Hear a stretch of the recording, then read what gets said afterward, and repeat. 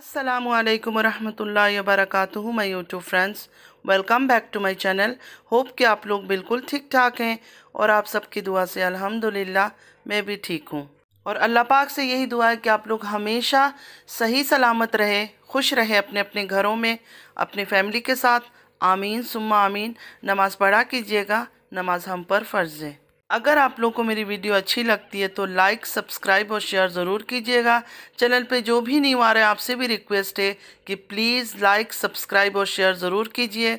Bell icon को hit करना मत भूलिएगा कि जब भी मैं कोई वीडियो अपलोड करूं आप लोगों को नोटिफिकेशन मिलती रहे। रिक्वेस्ट है कि पूरा वीडियो ज़रूर वॉच कीजिएगा। सबसे पहले समीरा जी के बारे में बात करूँगी। उन्होंने दिखा दिया कि माफ़ करने वाला बड़ा होता है और हमेशा इंसान को अपना दिल बड़ा रख के दूसरों को माफ़ कर देनी चाहिए। ये नहीं कि इंसाफ का तराजू अपने हाथ पे लेके कसम उठा ले कि नहीं हम तो सज़ा देंगे। इस यूट्यूब के चक्कर में ये सब नहीं करना चाहिए। ठीक है, कुछ आपस में रंजिशें हो गई थी, कुछ लड़ाइयाँ हो गई थी, कुछ आर्गूमेंट्स हो गए थे। वो इतनी अच्छी, उन्होंने कभी कोई बुरी बात नहीं कहा। मैंने इतने ही लाइवों में समीरा जी आई, कितना बदतमीज़ी से उनके साथ लोग पेश आए, लेकिन उन्होंने अपना कंट्रोल कभी नहीं खोया, हमेशा काम रही वो। सलमा को सपोर्ट करते हुए भी कभी उन्होंने तारा को गंदी बात, कोई गाली, कोई ऐसी अल्फाज कभी नहीं बोला। हमेशा अपने दायरे में रही, कंट्रोल में रही। कितना प्यारा मैसेज दिया है समीरा अजीज़ ने, कितना प्यारा मैसेज सबको दिया है कि माफ़ करना सीखो, माफ़ करने वाला बड़ा होता है। मैं तो बस इतना ही कहूँगी कि जिन लोगों के दिलों में इतनी नफ़रतें भरी हुई है, इतनी नफ़रत इन्होंने पाल रखा है कि इनका बस चले ना किसी को मर्डर कर दे, किसी को खून कर दे। जाओ जाके समीरा जी की वीडियो देखो, उनकी बातें सुनो। वो बहुत कुछ कर सकती थी, उन्होंने केस तक फाइल किया हुआ था, लेकिन जैसे ही किसी ने उनसे माफ़ी मांगा उन्होंने अपना दिल बड़ा करके माफ़ कर दिया। ये होता है एक अच्छे इंसान की पहचान। और अच्छी बात यह है कि उन्होंने हर बात को खुल के यहाँ रखा और बताया कि किस तरह उनके बीच और मरियम के बीच गलतफहमी हुई थी और इस वजह से ये बात इतनी बढ़ गई। नौशीन का नाम भी उन्होंने क्लियरली लिया कि नौशीन ने रहमानी जी और एसजे को कहा कि आप लोग के साथ उनकी सलाम दुआ है, बातचीत है, आप प्लीज़ उनसे बात करो। तो ये बहुत बड़ी बात है। उन्होंने इज्जत रखा, उन्होंने सबका इज्जत रखा और सबकी बात मान के माफ़ कर दिया। अगर वो चाहती तो वो कहती कि नहीं मुझे नहीं माफ़ करना है, मैं क्यों माफ़ करूं, मुझे इतना इन्होंने ट्रोल किया, इतनी मेरे बारे में गंदी गंदी बातें की, मुझे बोला, तो मैं नहीं माफ़ करना चाहती हूँ। लेकिन उन्होंने माफ़ किया, उन्होंने ये जाहिर किया, उन्होंने ये दिखाया कि मैं एक अच्छी इंसान हूँ। जिस तरह गंदी बातें आप लोग इतना जल्दी सीख जाते हो, गाली गलौज, नफ़रत करना, इसको जेड बुलाना, उसको गंदे नाम बुलाना, किसी को कोई शलवार बीबी कह रहा है, किसी को कोई जेड के नाम से पुकार रहा है, किसी को कोई इंसाफ बीबी कह रहा है, बंद कर दो, ये सब चीज़ें बंद कर दो। उन्होंने अपनी वीडियो में क्लियरली देखो ये मैसेज दिया है कि नफ़रतों को दिल में मत पालो, माफ़ करना सीखो, माफ़ करने वाला बड़ा होता है। जो समझदार है वो समझ गए होंगे और जो नासमझ, ज़िद्दी, बेवकूफ़ है वो अभी भी ज़िद करेंगे। जो ज़िद्दी और बेवकूफ़ लोग हैं उनका कुछ नहीं हो सकता, वो अभी भी ज़िद करेंगे, बदला लो बदला लो। मतलब इंसाफ का जो एक तराजू होता है ना, वो अपने हाथों में लेके घूम रहा है कि कहाँ से किसको हम सज़ा दिला सकें।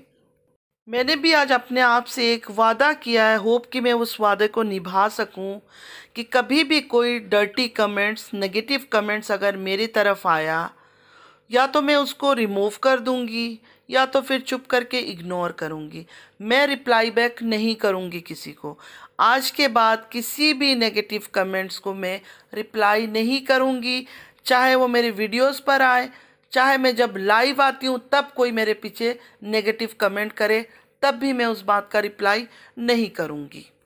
जो भी नेगेटिव कमेंट करेगा मेरी वीडियोस के ऊपर, हाँ अगर कोई वैलिड बात होगी तो मैं उसमें ज़रूर रिप्लाई करूँगी, लेकिन जो फजूल की बकवासियात होती है उसमें कोई रिएक्शन नहीं दूंगी, मैं बिल्कुल रिएक्ट ही नहीं करूँगी। अब बात करते हैं अंकल जी के बारे में। अंकल जी का भी मैंने सुना चैनल बन गया।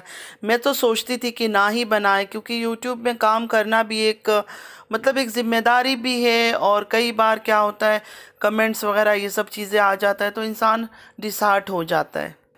खैर मुझे तो ये था कि अंकल जी का चैनल ना ही बनाते तो अच्छा था, लेकिन चलो कोई बात नहीं, उनका दिल था, बन गया है, अल्हम्दुलिल्लाह। उनकी लाइफ है, उनकी मर्जी है, अगर वो हैंडल कर सकते हैं ये सब प्रेशर तो बिल्कुल सही है। अच्छा, आप बात करेंगे तारा की वीडियो का। तारा का वीडियो देखा तो उसमें ये लोग टेरेस पे बैठे हुए थे छत के ऊपर, तो वहाँ हंसी मजाक हो रही थी। तो ये बात किया तारा ने कि अम्मी हर वक्त मतलब छत के ऊपर आती है तो उनको अच्छा लगता है, और अम्मी ने ये भी कहा, मतलब वालिदा का बोल रही थी कि रमज़ान में भी तरावी भी इधर पढ़ेंगे, इफ्तारी भी यहाँ करेंगे। तो मुझे तो बातें सुन के ऐसा लगा कि कोई प्लान नहीं है आंटी का कि रमज़ान में वो सऊदीया जाए, क्योंकि काफ़ी दिनों से मैं ये बात सुन रही थी कि तारा और आंटी मिलके सऊदीया जाएंगे उम्रा करने के लिए, लेकिन ऐसी कोई बात उनकी वीडियो से तो मुझे नहीं पता चला। आज जो बात उन्होंने की उससे तो यही हुआ कि हाँ, रमज़ान भी ये लोग यहाँ गुजार रहे हैं, तरावी भी पढ़ेंगे, इफ्तारी भी करेंगे, इतनी बात हुई। उसके बाद फिर एक चैलेंज रखा, पिज़्ज़ा का चैलेंज रखा।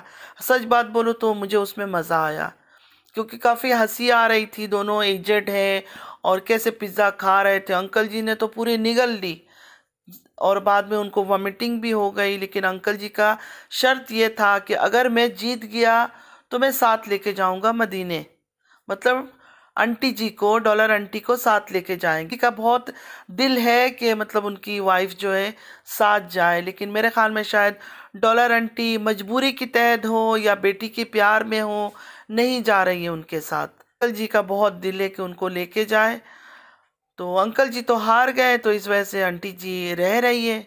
अगर वो जीत जाते तो कहते कि मेरे साथ चलो। उन्होंने यही शर्त रखा था कि अगर मैं जीत गया तो मैं इसको मदीने साथ लेकर जाऊंगा, डॉलर आंटी को। अब दूसरे चैलेंज की भी जब बात हो रही थी तो अंकल जी ने कहा कि दूध पीने का चैलेंज रखो, क्योंकि तारा ने बोला कल भी एक चैलेंज करेंगे, कोई बात नहीं है। तो डॉलर आंटी ने उसी टाइम पे बोला कि दूध तो ये बहुत ज़्यादा ऐसे ही पी जाएगा, मतलब वो जीत जाएगा इसमें। तो उन बातों से मुझे ऐसा लगा कि डॉलर आंटी का दिल नहीं है जाने का, लेकिन अंकल जी का बहुत दिल है। तो तारा से मैं यही कहूँगी कि तारा, इस एज में उनको अलग मत करो। ज़िंदगी का एक पल का भरोसा नहीं है, जवान लोगों का नहीं भरोसा है कब क्या हो जाए। तो इस बुढ़ापे में उनको एक दूसरे के साथ ही रहने दो। जब पंजाब में थे ये लोग तो डॉलर आंटी खुद बोल रही थी कि ये मेरे बिना रह नहीं सकता, मतलब अंकल जी के बारे में, कि अंकल जी उनके बिना रह नहीं सकते। क्यों डिसीजन चेंज हुआ मुझे समझ नहीं आया कि डॉलर आंटी ने डिसाइड किया कि वो तारा के साथ यहाँ रुकेंगी और अंकल जी को अकेले भेज रही है। मेरे ख्याल में तो दोनों को साथ ही रहना चाहिए, साथ ही वापस जाना चाहिए, क्योंकि दोनों एक साथ आए थे तो एक साथ ही जाना चाहिए। लेकिन खैर उनका अपना फैमिली मैटर है, इसमें हम तो कुछ कर नहीं सकते। तारा ने शायद फिर से कोई इमोशनल रोना धोना रोई है और अपनी माँ को अपने पास रोक लिया, क्योंकि एक माँ होती है ना, मेरे ख्याल में बहुत मजबूर हो जाती है बच्चों के आगे आकर। कुछ बच्चे ऐसे होते हैं, माँ बाप को ब्लैकमेल करते हैं, माँ बाप को मजबूर करते हैं। तो खैर अल्लाह बेहतर जानता है, मुझे नहीं पता क्या सच है क्या झूठ है।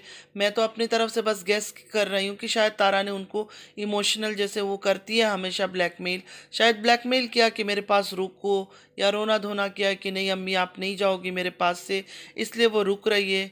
तो डॉलर आंटी, आपको अपने शौहर का सोचना चाहिए। खुद आपने कहा कि आपके बिना ये रह नहीं सकते अंकल जी, तो आप किस हिम्मत से उनको अकेले भेज रही है? आप अपनी बेटी को समझाओ, उसको समझाओ कि मैं फिर कुछ दिन बाद आ जाऊंगी या कुछ मंथ्स बाद आ जाऊंगी, इस टाइम पे मुझे जाने दो। रोज़े का महीना है, आप दोनों ने साथ रहना चाहिए, साथ रोज़े का वक्त गुजारना चाहिए। अगले साल क्या होगा नहीं होगा, कौन जिंदा होगा कौन नहीं होगा, कुछ नहीं पता, वक्त का कोई पता नहीं है। यहाँ तो अच्छी बातें करना भी जैसे गुनाह समझते हैं लोग। कोई अच्छी बात करें तो समझेंगे नहीं ये तो शायद पार्टी बदल रही है या किसी एक पार्टी में चली गई है, ऐसा नहीं होता है। अल्लाह ताला ने हमें दिल दिया है, और ये दिल पता है क्या होता है, हर वक्त पत्थर जो दिल में होते हैं ना, वो इंसान सही इंसान नहीं होते हैं। इंसान का दिल ऐसा है ना, कभी गुस्सा भी अगर हो जाए, एक बार किसी के लिए बुरा भी सोचे ना, अगले बार उसके लिए अच्छा भी सोच आता है। जैसे कभी कभी हम गुस्से में रिएक्शन देते हैं, उसी तरह प्यार से भी रिएक्शन देनी चाहिए। क्या पता कोई हमारी ऐसी बात, कोई ऐसी अल्फाज उसके दिल को छू जाए सुनने वाले की, वो गलत रास्ते को छोड़ के अच्छे रास्ते में आ जाए, हिदायत के रास्ते में आ जाए, कुछ नहीं कह सकते। मेरे सुनने वालों से मैं इतना ही कहूँगी कि जब आप लोग को बहुत गुस्सा आता है ना, नमाज़ पढ़ा करो। आप लोग नमाज़ पढ़ा करो, नमाज़ पढ़ोगे ना, आप लोग का गुस्सा खुद ही खुद कम होता जाएगा। तो आज के लिए बस इतना ही। मैंने सिर्फ तारा का वीडियो देखा और समीरा जी का वीडियो देखा। तो आई होप कि आज का वीडियो आप लोग को अच्छा लगा होगा। अगर अच्छा लगा है तो लाइक, सब्सक्राइब और शेयर ज़रूर कीजिएगा। चैनल पे जो भी न्यू आ रहे हैं आपसे भी रिक्वेस्ट है कि प्लीज़ लाइक, सब्सक्राइब और शेयर ज़रूर कीजिए। बेल आइकन को हिट करना मत भूलिएगा कि जब भी मैं कोई वीडियो अपलोड करूं आप लोगों को नोटिफिकेशन मिलती रहे। फजर की नमाज़ को अपना नसीब बना लो, ज़ुहर की नमाज़ को अपना मुक़द्दर बना लो, असर की नमाज़ को अपनी तकदीर बना लो, मग़रिब की नमाज़ को अपनी उम्मीद बना लो, इशा की नमाज़ को अपना मुस्तक़बिल बना लो। अल्लाह हम सब को 5 वक्त नमाज की तौफ़ीक अता करे। आमीन या रब्बल आलमीन। नमाज़ पढ़ा कीजिएगा, नमाज हम पर फ़र्ज़ है, नमाज की कोई माफ़ी नहीं है। चलती हूँ, दुआ में याद रखिएगा। ज़िंदगी रही फिर मुलाकात होगी। अल्लाह हाफिज़।